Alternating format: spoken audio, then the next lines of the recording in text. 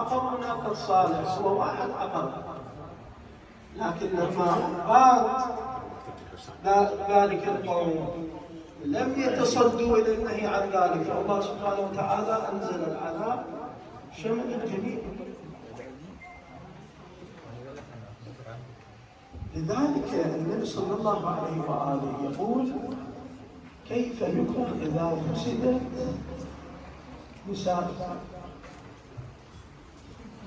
وفسق شباب ولم تأمروا بالمعروف وتنهون عن المنكر. تعجبوا المسلمين، قالوا: أو يكون ذلك يا رسول الله؟ قال لهم: إيه، بل أشد من ذلك.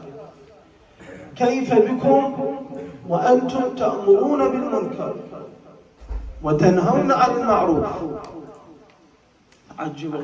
أو يكون ذلك يا رسول الله؟ قال: بل أشد. كيف بكم وترون المنكر معروف والمعروف منكر؟ فهذا يعني بعض الأحيان نشوفه في واقعنا هكذا الأمر. الإنسان إذا يتكلم مثلا في مجلس بين الأولاد العام، بين الأصدقاء، بين الأخوة، تصير استغاثة،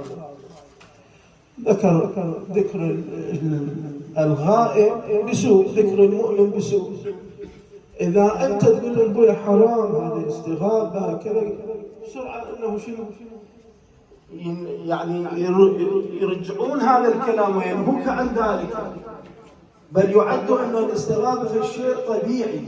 هذا أحد أمثلة الأفعال المحرمة، إذا تريد أن تنهي عنها ترد من قبل المجتمع. فإحنا لابد لنا أن نشيع الأمر بالمعروف، كل حسب وظيفته. المدرس لتلامذته، الآب لأولاده، الشيخ العشيرة لأبناء عشيرته، الصديق لأصدقائه، وهكذا. الأمر الآخر المهم ألا وهو ماذا؟ من ضمن المعروف هو أن نحسن التربية لأولادنا. رواية عن الإمام الصادق عليه السلام يقول: من حقوق الأبناء على الآباء